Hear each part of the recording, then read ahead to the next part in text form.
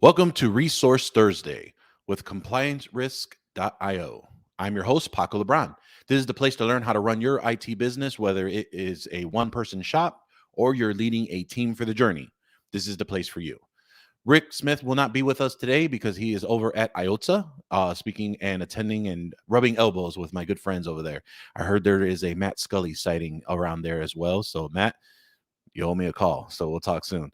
But either way, I am super excited to talk about with our current guest today. However, before we go into that, I want to talk about our favorite thing, and that is TechCon Unplugged. TechCon Unplugged will be in Woodbridge, New Jersey, September 7th to the 10th at the Delta Hotels Woodbridge. Join us for an evening mixer as we then kick off 2.5 days of content to help better your business, save money, save time, and most importantly, improve your services. This show is for any size IT solution provider, as mentioned in our intro. Whether you're an emerging MSP or you're a veteran in the space, this is the place for you. You can go over to techconunplug.com to get your tickets now. We are now in the middle tier of pricing, so it is now $299 as the release of this episode. So get it before we go into our next tier. Again, head over to techconunplug.com and get your ticket today. And for those that have purchased, we look forward to seeing you there. All right. So I'm super excited to welcome this gentleman back. He has been on the podcast before. But who am I speaking about? I am speaking about none other than Tom Watson, co-founder and chief revenue officer over at ComplianceRisk.io. Tom, how the heck are you, my friend? It has been quite some time since we spoke. Great to be here, Paco, and so great to hear about your show coming up once again. I know I did it 2 years ago. Great show. Really encourage people to go. Seem to be an excellent community of MSPs that really understand what's coming next and what they need to focus on. You deliver. I appreciate that. Appreciate that. Yeah, Tom was for one of our pre-day shows that we had there. It was very fun, and definitely, if you want to see Tom with a wig, that is definitely one of those times you could have seen him in character as we went through. So it was definitely a fun time. Everyone had a good time. It was a lot of fun, and we look forward to having some more in the future. But Tom, things have changed a little bit as from when we last spoke. But for those that have not heard your story or tuned into the previous episode when you were last on, why don't you talk about a little bit about your journey and kind of how you've made your way through the channel and ultimately with compliance risk? Well, thanks, Paco. Yeah, we were chatting a little bit before this started, and I kind of feel like I've come full circle now in the channel. It's really exciting. It's going back, I'm in my 26th year in the channel. And that is starting first as a network engineer. And I was working for an MSP back in the late 90s. And I was also working in the huge data centers in Northern Virginia, which are about 10 minutes from my house, where the big ones like AWS are now. But I worked in the original UUNet data center, racking servers, installing routers, configuring things. And I did that for several years for this MSP. And then I had an opportunity and I went back to that MSP because the guy who owned it was retiring. I bought a couple of contracts. And so I was literally doing real deal managed services with a managed service agreement in the year 2001. So, that's going way back there. I built that business up. I owned it. It was called Capital Computers and Networks in the Washington, D.C. area. I ran it for 15 years. I then exited that. And my good friend, Adam Slutskin and Matt Nacktrab, of ConnectWise fame, they brought me out to eFolder in Denver, and where I was a VP of MSP best practices, kind of a channel chief role. Well, that was I got to tell you, Paco, that was like an awakening, like how they do marketing on the vendor side. I remember just like being hit over the head with that and how that all worked, and spent about 2.5 years there, and then was very fortunate to be introduced to Sal, the CEO of Ninja. And we talked about the need for a channel chief there. I then had an excellent 2-year run, about 2.5 years at Ninja, and as channel chief advisor. Went really great. I was on the MSP live chat series. A lot of people know that. I did with Jonathan Crow. Really enjoyed that. Had an opportunity then to move over into cyber, short-term contract with Titan HQ, help them get some of their US channel marketing going. Had a wonderful time there last year, did that. And then I had an opportunity come up that I just couldn't say no to. It's been my dream after owning an MSP and moving to the vendor side. I've been wanting to be part of a startup, and I've been wanting to be a part of a startup where it's doing something that MSPs really need. It's new, that's unique. It's we all know it's important. And so I was introduced by Alex Farling to Tim Golden, who's the CEO and originally founder of ComplianceRisk.io. And Tim is this visionary in the governance space. And Tim has been doing this work for like 17 years. And he has this view of governance and compliance and what's coming for MSPs. And I immediately saw the vision he had, that you've got to deliver something to MSPs to manage this situation that are getting hit by insurance companies, by government agencies, state, feds, all kinds of things in terms of having to be compliant, create policies, get sign off on them, document that, and have version control and have visibility onto who's doing what, and make sure you're compliant, because we're being hit right now, Paco. We all know that in the MSP world. And so I joined Compliance Risk about 7 weeks ago, and I'm just having a great time getting this message out to MSPs now. So that's about where I am. Does that help? Yep, very cool. So, definitely, as you mentioned, so for those that have not heard of Tim Golden, check out Marvin B's IT Business Podcast. Tim has been on there for a couple times to hear his perspective of compliance and just all around. It sounds like a great guy. Obviously, you're co-founders with him and joining him in his mission as well. And then you did mention Alex Farling over at Lifecycle Insights, good friend of the show here as well. Definitely, when you said his name, I just remembered we got to get him back on here as well. But one thing that I think you really leverage and really mention is that I think there's a big confusion between security and compliance and how they're not the same thing. And really, there needs to be a focus in compliance depending on how in depth you are in certain aspects of it. But for those that are still kind of skewed in between the two, can you kind of just conversate us why compliance is important nowadays, and then we can dive into really what ComplianceRisk.io really helps out with in that aspect of compliance.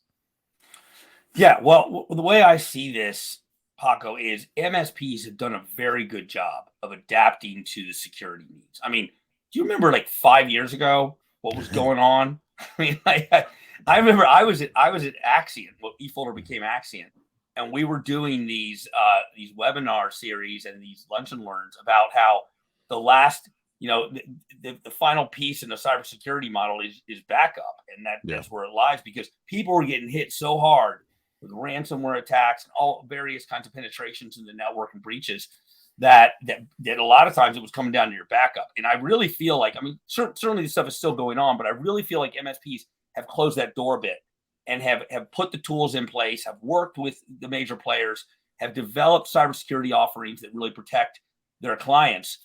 But what's missing from this is the governance, and is the compliance, and is the reporting on what you're doing.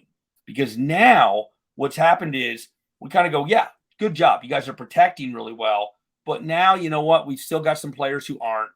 We got some companies that don't adhere to the principles. So now these government agencies and now these insurance companies are saying, no, it's not enough. You have to show us.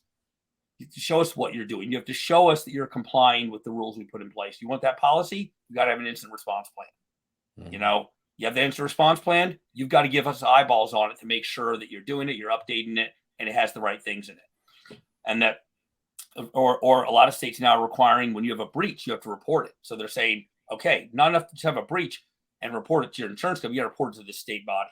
So all of these things start to involve like what's called governance, the action or manner of governing. And you have to govern what you're doing in order to stay compliant within these rules. And that gets down to document management policies and the templates that feed into them. And I think that's the piece that MSPs are being hit with right now and going, what do I do? Where do I get these policies? But how do I administer them? How do I get sign off, and how do I prove that I've done what's required?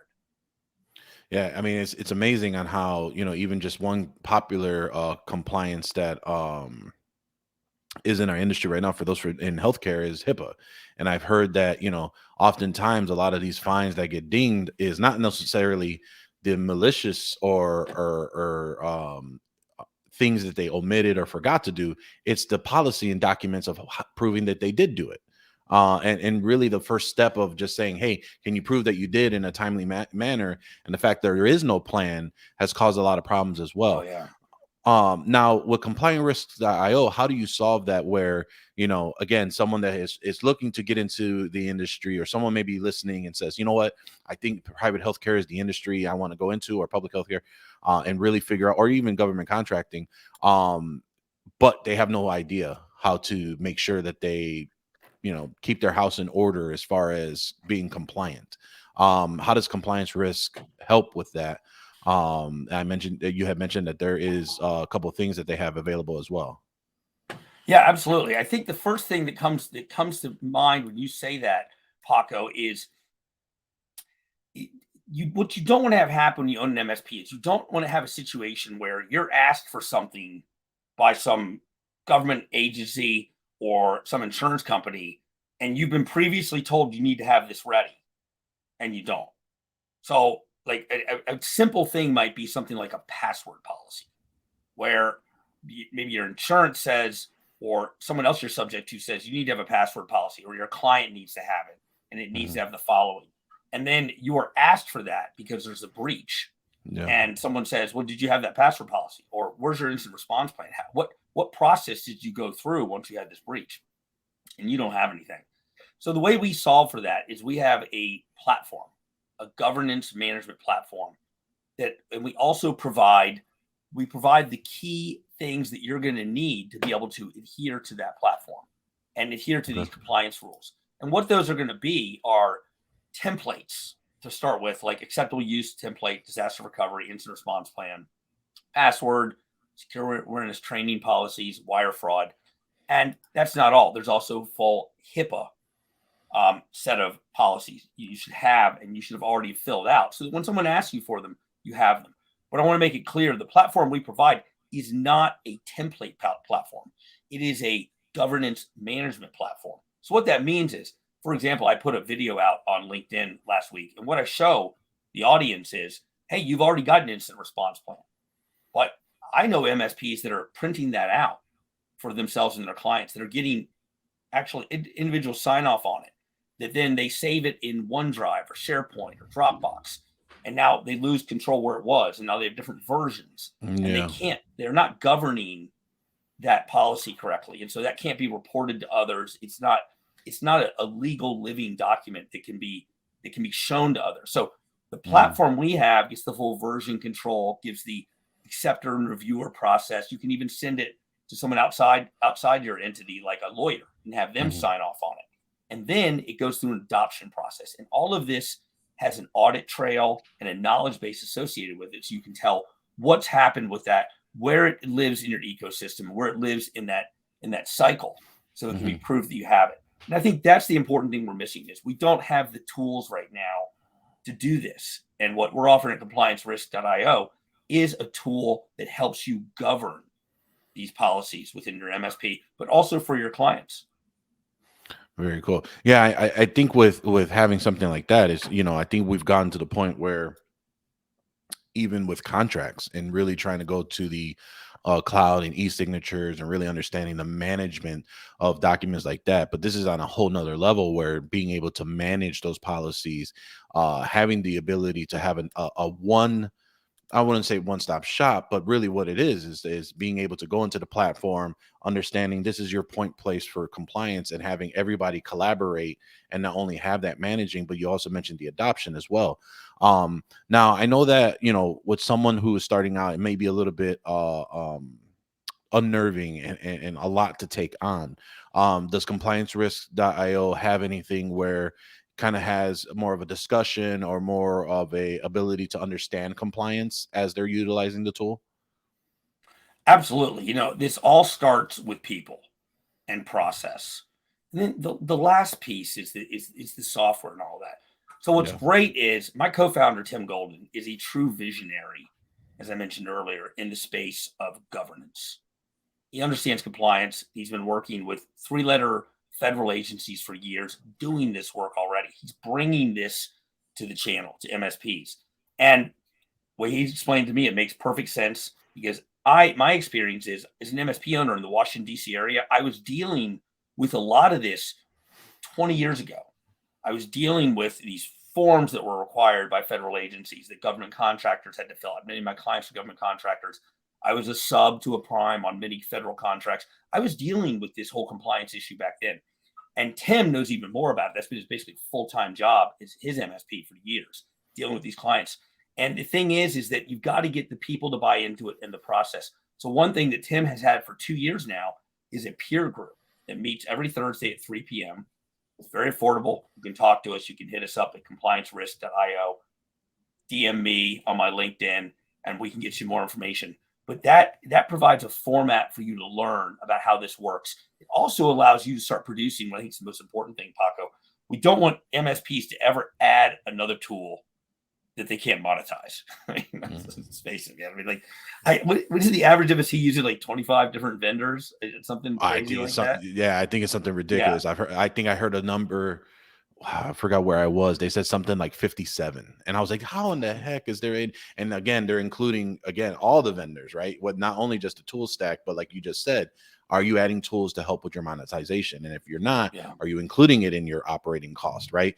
And so, yeah, it was some ridiculous number like that where it just is like, how the heck do you even keep track of all of it?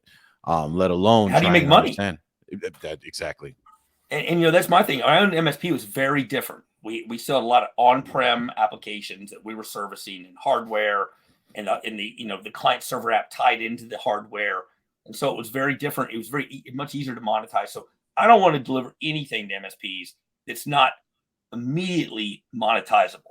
Mhm. And I would say one thing, the important thing is here. I think the next thing for MSPs that not only protects them but their clients is compliance as a service. You want to call it something else, governance as a service, whatever. I think compliance as a service is something we're all hearing. Yeah. I know I've been at a couple of recent trade shows. This has been brought up because I think this model allows you to find a way to, one, leverage a tool within your organization to make sure you're compliant, because the MSPs are going to get hit very hard with this. And then take that tool and that process to your clients, sell them that tool, sell them the policies that go into it, and sell them the service that helps them get compliant with the policies they are subject to. Things like the upcoming FTC safeguards rule would be an example. Yeah, I mean, I think that, you also mentioned as far as on that peer group that on how important it is because, there are some that find it daunting to A, go into it, but really B, there are some that are probably saying, I would love to go after government contracts or I would love to go whatever, but I don't understand compliance. I don't understand this whole process. And having that peer group that A, like-minded folks can talk about it, and really improving on the people part, as you mentioned, getting the process done.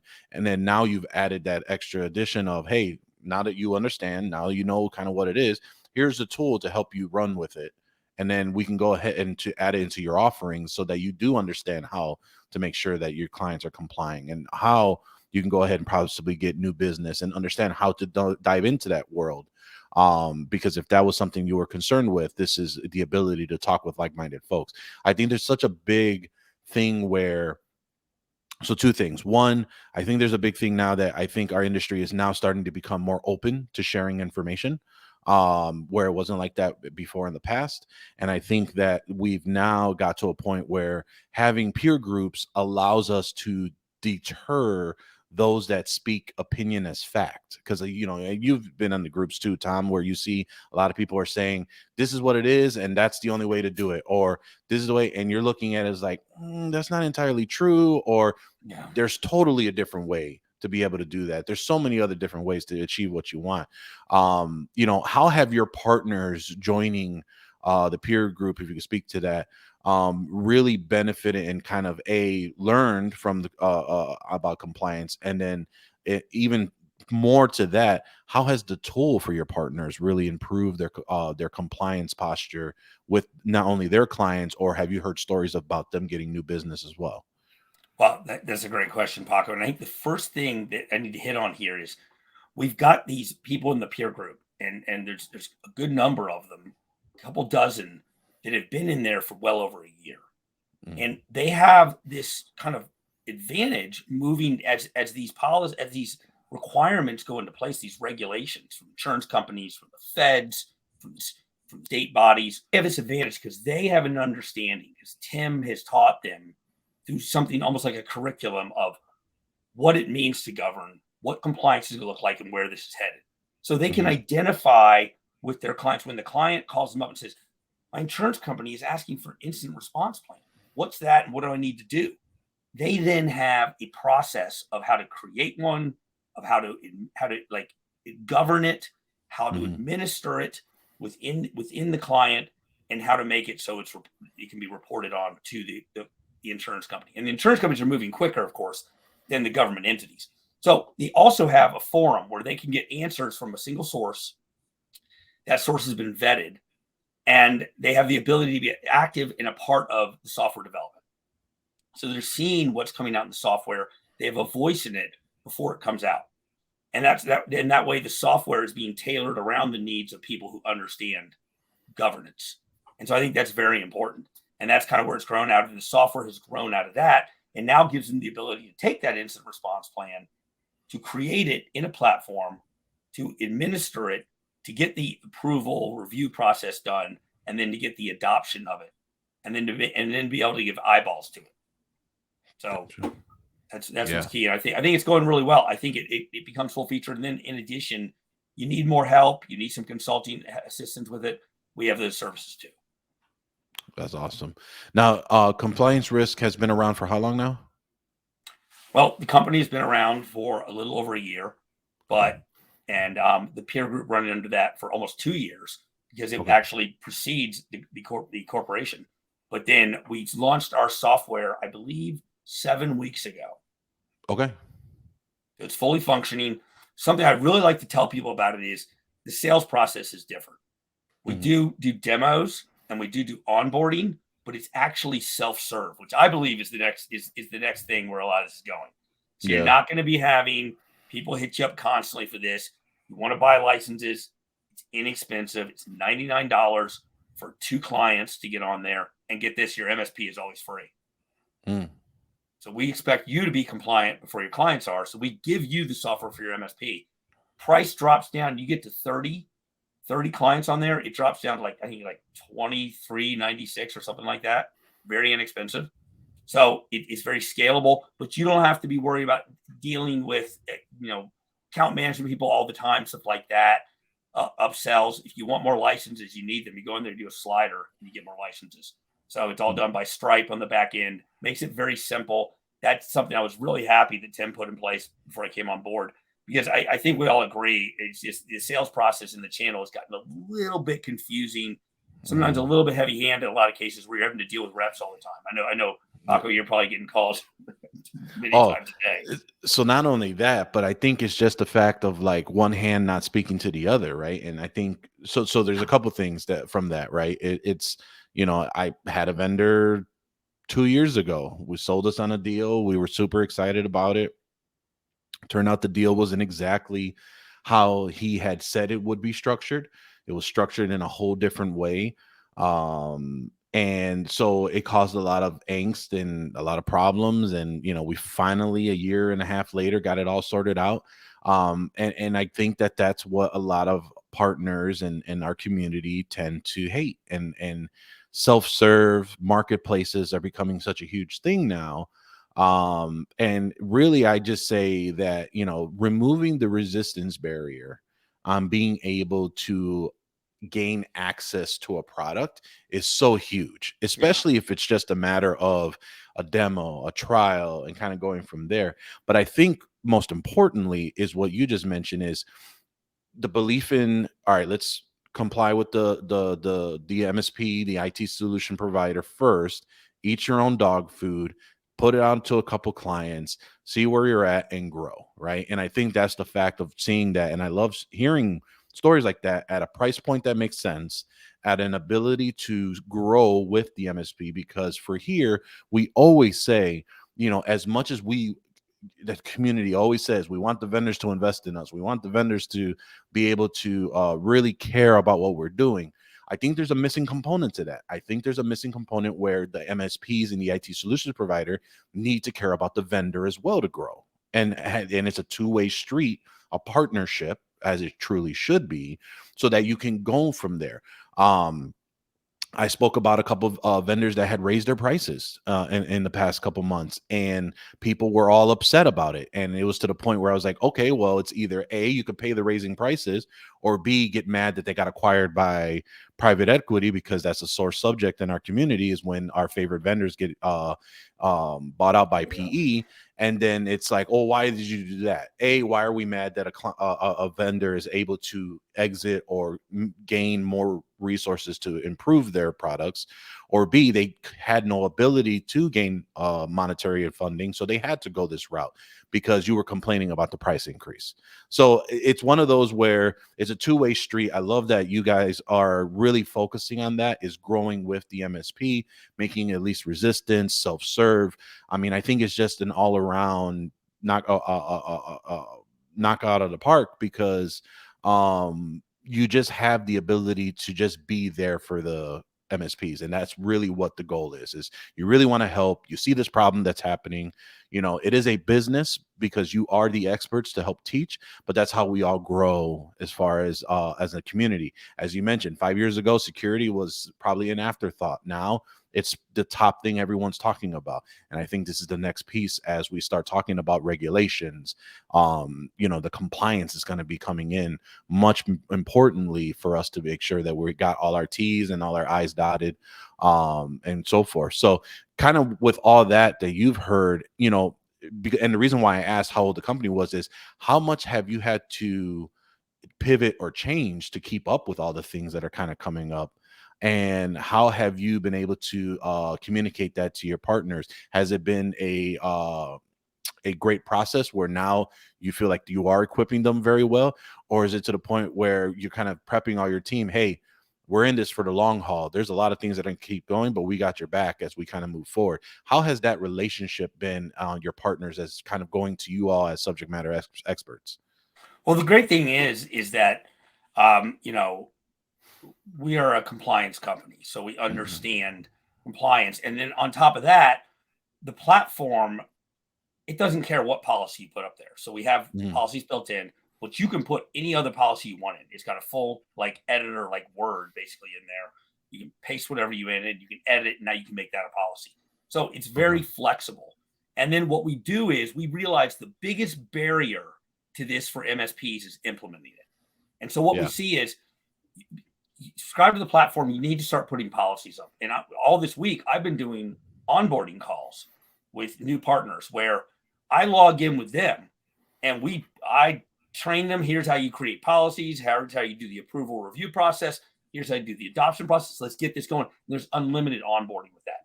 So we're taking you through and helping you do this and making sure you can start putting this in place. Also, I talked about how do you monetize this? How do you get this going? So I don't know if that exactly answers your question, but I think the thing is the platform's completely flexible.